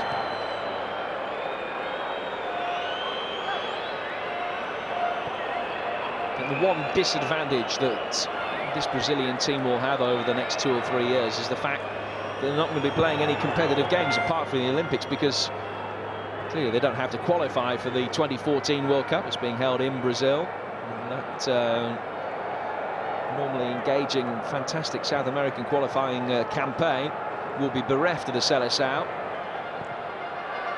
It means that if this young team are going to have to get the experience by playing in games like this against the best teams in the world, but when there isn't that competitive edge. Here's Vaz. A better ball in there, beginning to probe, and it's all coming from down this right-hand side. Thiago Silva clears for the corner. Yeah, certainly not offside on that occasion, but Thiago Silva gets back into the danger area really well. It was him that actually tried to step up in the middle of the defence, then realised it wasn't offside, recovered quickly. That's the key to good defensive play. Karlenberg's ball in. Kerr, the target at the near post. Jefferson almost got stuck in traffic. Acrobatic overhead clearance from Hulk was appreciated by the support. Zimling. Oh, he's done brilliantly here. Nicky Zimling. It's Bender. Denmark on the board. Have a goal back with 20 minutes to go. Nicholas Bentner makes it 6 in 7. Have they set up a grandstand finish here in Hamburg? Well, it was poor defending by Holt. He's offside, clearly offside when the ball was played. That's 2 or 3 now that this assistant referee's missed. It's good play from Zimling. Haven't seen this coming from him. He's been very much the holding midfield player in the second half. But a little step over. Jinks past a couple of challenges. Romulo gets beaten easily. And then he toe pokes into the path of Nicholas Bentner, who was standing clearly offside. Is that the bit of luck that Denmark need? But it's been coming. They've been playing better the last 10 minutes. Brazil have taken their foot off the pedal. That's what you're saying about not playing competitive games. At 3-0, they're trying to coast through the match. You can't do that when you're playing competitive games, and that may be something that they've got to learn in these friendlies. Play right to the end, keep the intensity high. There's a familiar face, Rafael, the Manchester United defender who comes on for his international debut to replace the injured Dani Alves in this squad. His brother Fabio has actually won a couple of caps. Rafael's the one that's made the more appearances at club level by some distance, but behind his brother in terms of international appearances. Rafael on second change for Brazil with just under 20 minutes remaining.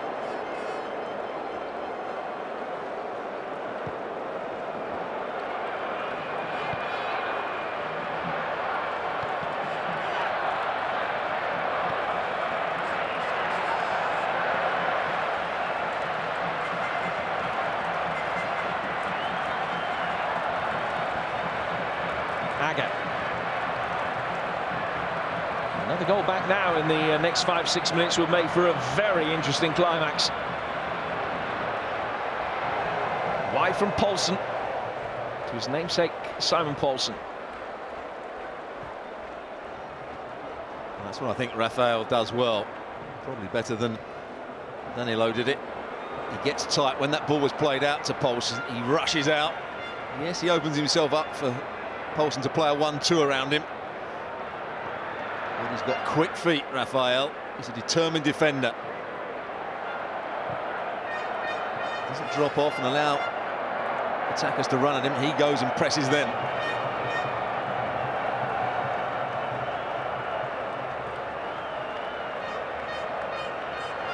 Bentner. Kerr. Romadal tried to make the right movement, wasn't quite forthcoming.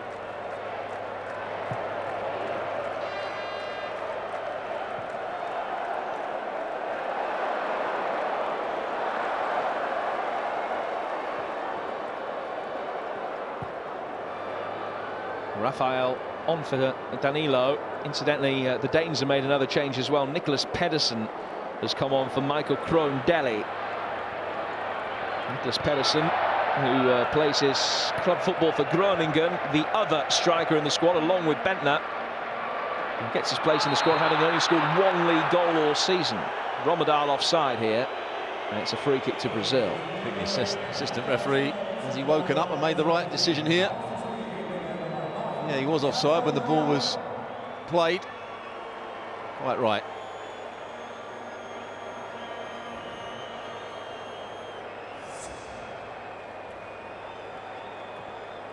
Off comes Leandro Damião. And it's an international debut for Wellington Nen, the Fluminense winger, who's won his first call-up. Gets his first taste of international football.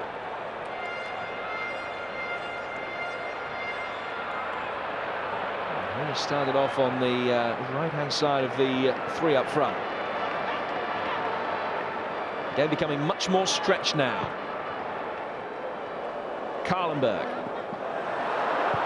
one player who has enhanced his prospects this afternoon for Denmark. And Zimling gives away the free kick. Well, Hulk's going to play down the middle by the looks of it. Lucas Moura on the left. A little bit worried. Menezes pointing and gesticulating on the side of the pitch. He wants to reorganise his side. He's been outplayed a little bit in the last 15 minutes. I haven't seen the threat. Leandro Damião started the game really well, but drifted out of it in the second half. The same really with Hulk and Luis Moura. If you don't pose a threat, then the opposition can start getting at you a bit more, then more of the play. Pose more threats at your end.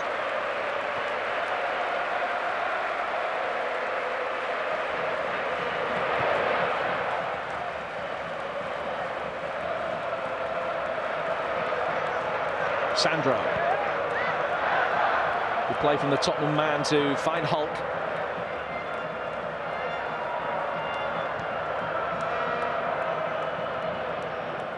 Thiago Silva.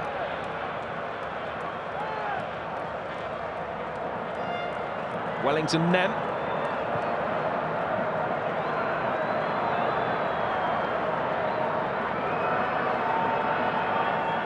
Now Alexandro. Hulk on a hat-trick, but fast making sure that he couldn't get into a shooting position. Back for Romulo, now Rafael. João.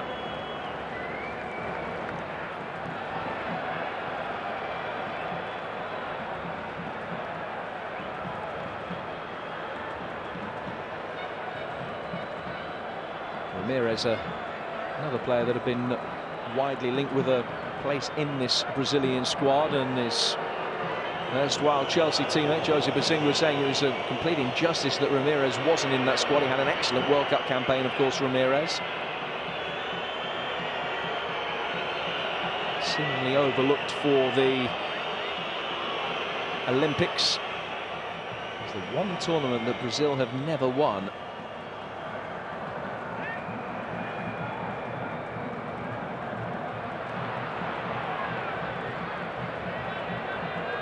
Menezes will be just a little bit frustrated at the way this game has come back into Danish hands after such an impressive first 40 minutes in which Brazil led 3-0. Bentner finding Romadal. Now, can he find somebody in the centre? They'd overrun it. Oh, I think there's your point that you made earlier. Great pace to get in behind, and then he completely misses his touch here. When he takes his touch infield, I think he's in on goal.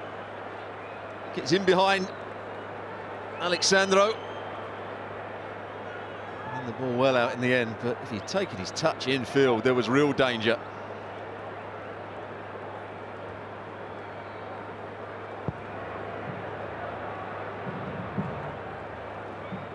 It's been a disappointing second half from Brazil. If you're 3-0 up and dominating the game and you're pose all the threats. Really should keep it going. Just taking the foot off the pedal. It's allowed Denmark to get back in the game.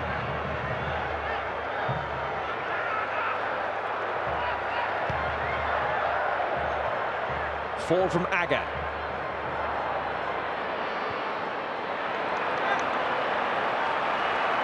And an advantage played by the referee with Karlenberg in possession here for the Danes. Decent approach play. Pedersen couldn't get a shot in. That's been the story of his season, really. No free kick given. An opportunity for Wellington Nem on the counter-attack here for the Brazilians. And easily saved by Anderson. Well, he had one thing on his mind, didn't he? Wellington Nem. As he was running at the outside of the defender, he was always going to cut it back onto his left foot and try and get his shot away. Suddenly Sandro looks a bit leggy in midfield, not closing the ball down quite so well. Romulo likewise. Bentner.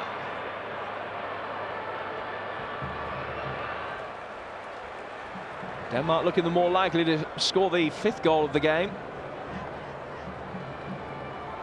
In from Poulsen, Bentner with a clever little layoff, tries to get the return ball.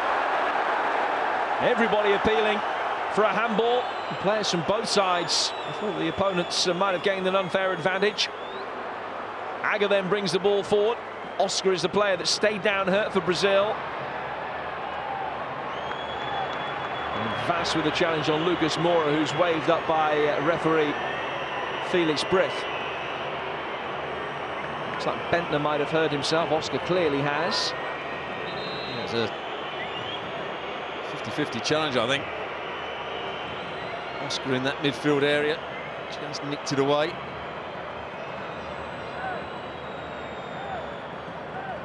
Here it is again. Oh, that's right on the ankle, isn't it, from Daniel Agger? Again, I don't think there was any intention there. Here's the chance. Nicholas Bentner hits him on the back here. Maybe even on the arm. And the next volley comes in. Thiago Silva gets in the way of it.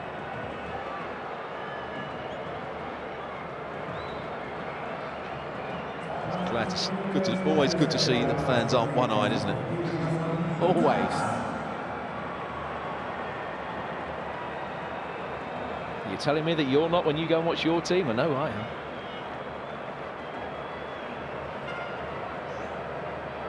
Victor Giuliano is the next player to be brought on by Brazil, and Giuliano will replace Lucas Moura.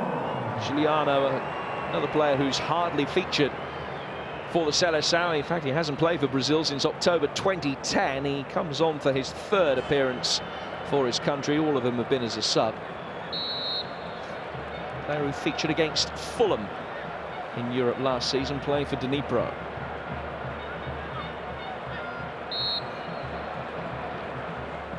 Let's get in a well-earned drink and a few bits of information from his coach.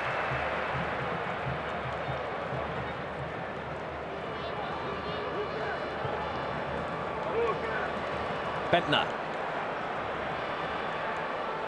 Touch from Alexandra might have caused problems, but they've been able to get their way out of trouble, and Giuliano's had a first decent contribution there.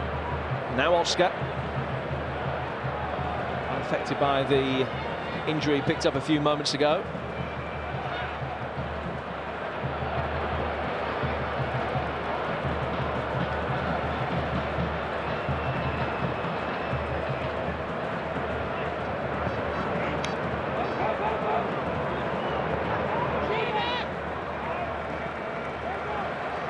Pedersen.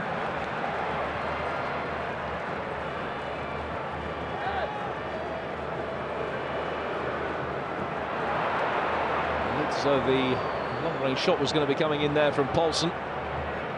Trying to disguise the pass. Vass makes his way forward. Romedal. Bentner. Hits it back from Poulsen. Agger. And Simon Poulsen.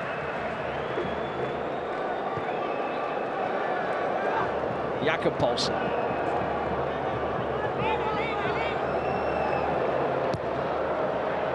Delivery deep towards the far post and fighting a little bit of pressure. It was Alexandra that got it away from Rommedahl. Denmark well ahead on the corner count, 8-3 now. You said there weren't too many positives for Denmark after about an hour, but this player I think has been the major positive. Simon Poulsen, the left back, he's got crosses in, he's gone past his man, he's recovered quite well, he's been their best player. Karlenberg's corner. Brazilian showing that they're more than capable of mixing it defensively as well. Zimling going in hard on Hulk. Play goes on. Zimling, deep cross, too deep. And it's gone out of play before Karlenberg could head it back into the 6-yard box. There's Hulk just going in. He just falls on his wrist. That's what he was holding.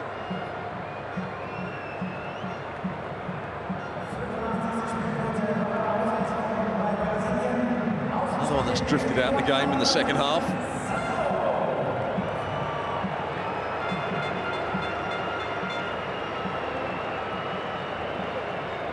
Sandro comes off to be replaced by Casemiro.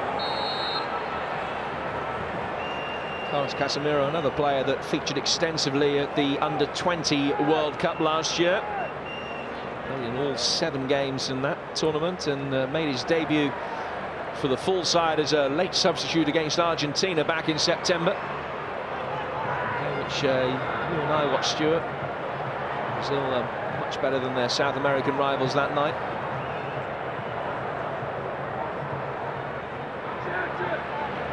The second game was a lot better than the first, wasn't it? Everything's relative.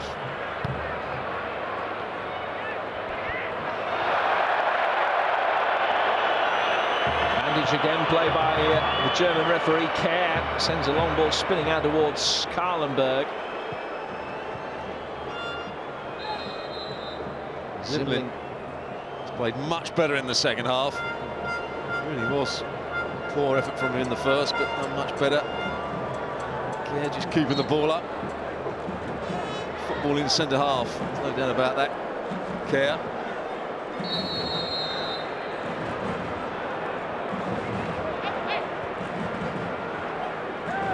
As critics say that good footballing ability perhaps comes at the expense of some defensive intuition at times.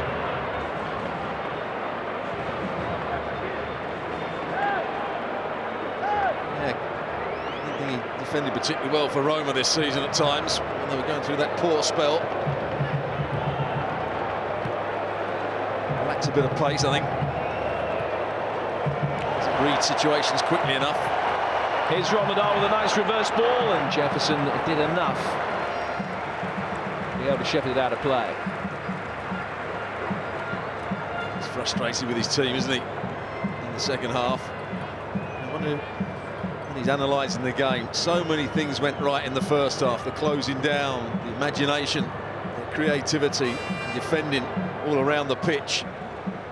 Above all else, the determination to win the ball back was exceptional. In the second half, that hasn't been the case. As a result, Denmark dominated a lot of this second half.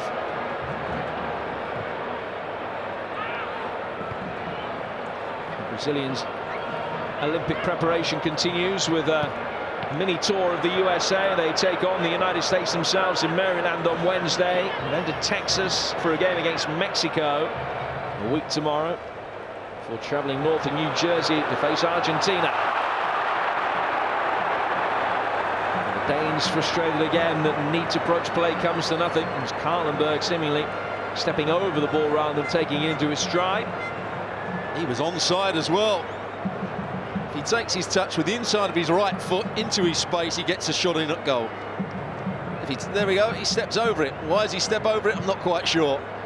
And that was a golden opportunity. The centre halves didn't see the danger again there. Being asked a few more questions in this second half.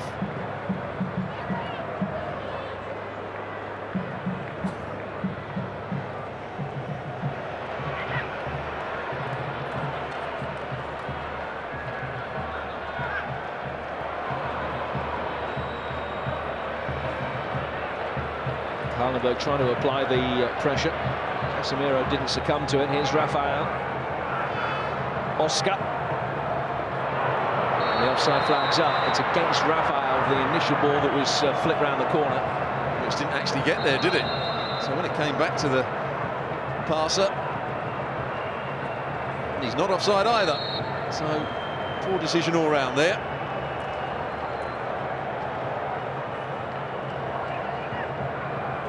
Brazil's final change will see an international debut for Bruno Vini, who spent the second half of last season on loan at Tottenham.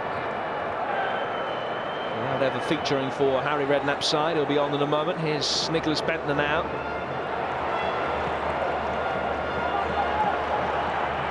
And Brazil, with Wellington Nem, have another opportunity to push forward and score a fourth. Saved by the legs of Anderson. Juliano.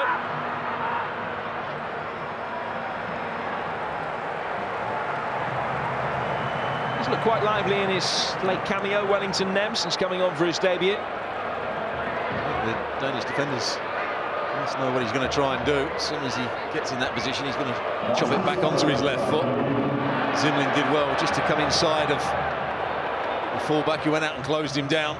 Should I say the centre-half, Agger, went out there. Zimlin got into the other position. So in the end, I think he hits it through the legs of Agger. Anderson makes the save.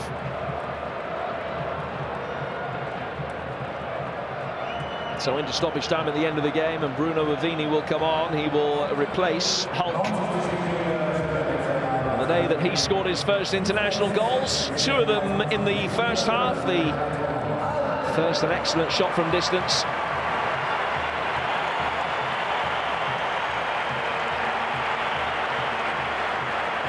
Keeping with many of his teammates. An excellent first half performance. It wasn't quite matched after the break when arguably the game was already won. So he comes off, and Bruno Vini comes on, the former captain of the under-20 team.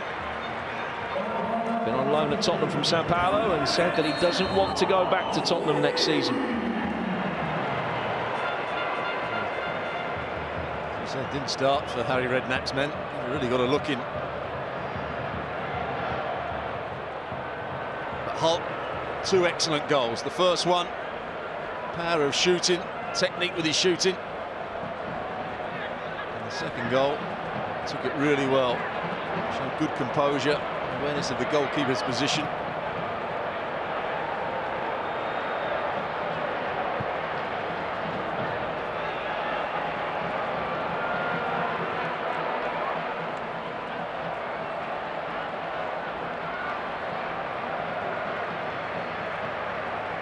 Well, to sum it up for us then, Stuart, an impressive performance from Brazil, particularly when the pressure was on in the first half. Did everything that they had to do and will look good. They'll be hard to beat in the Olympics. Yes, they will. And I always say, you have to earn the right to play, and that's exactly what Brazil did in the first half. Denmark didn't do that. They played at too slow a pace. They tried to pass the ball into midfield. Brazil kept on winning it back.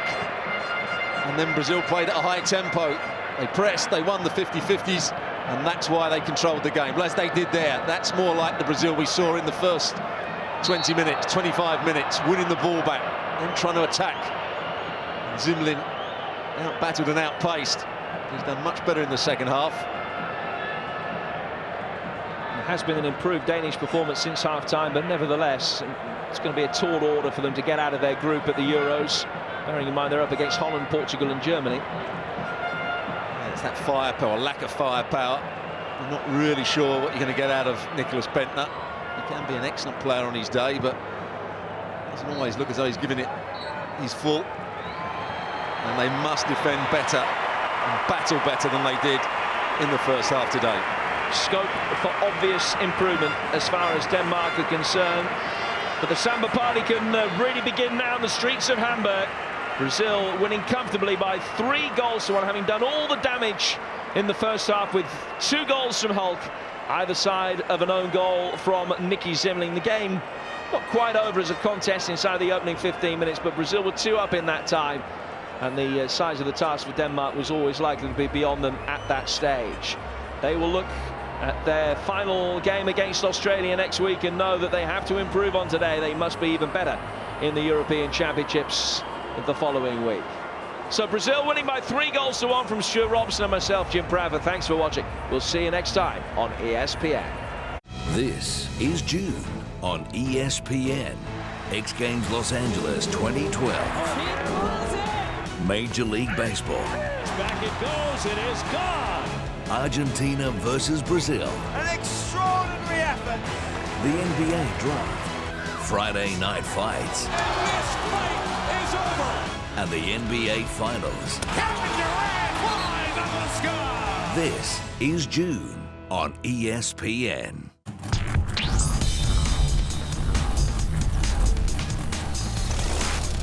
It is spectacularly entertaining. How nitro works in a top fuel dragster.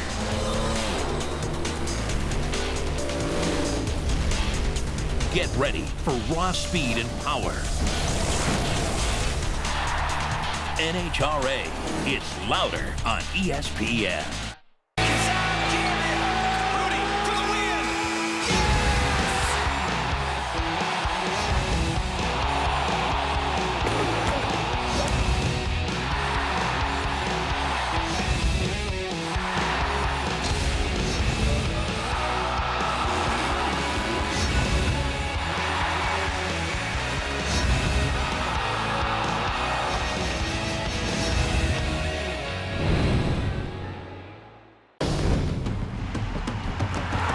Kevin Durant leads the Thunder against Tim Duncan and the Spurs.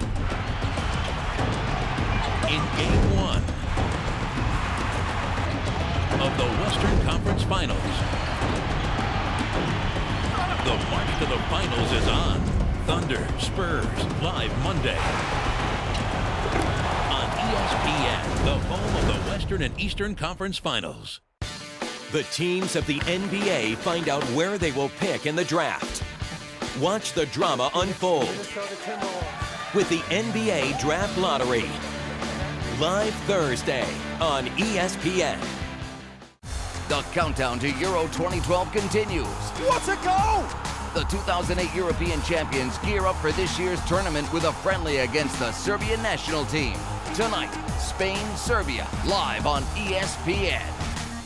Your #1 source for everything from the world of football is now on 6 days a week. That just ignites your passion for these sort of games. You'll get more analysis and discussion than ever before. I'm going to disagree with Gal a little bit here. It's going to be colossal. I don't think it's the last we've heard of this argument. From a panel of experts on the major topics of the game. You couldn't have summed it any better. Thank you very much. ESPN SoccerNet Press Pass, now on 6 days a week, only on ESPN. Hi, Jason Bennett alongside Robbie Madison, looking ahead to X Games 2012. And Robbie, the countdown's begun. Mate, 100% guys across the world, athletes from all disciplines, going for it, pushing the limits in discipline, skill, everything that they've got. And we're drawing down to the line, seeing who's going to be the champion. So many Aussies in so many different events, plenty to look forward to. You'll see all the action right here, live and exclusive on ESPN. X Games 2012 on your worldwide leader in sports.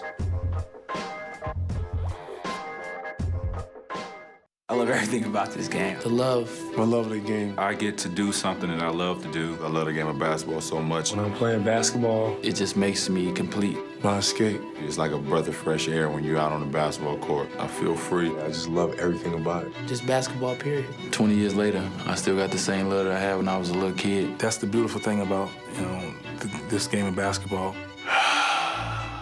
Gotta be there. You can't explain. You gotta be there.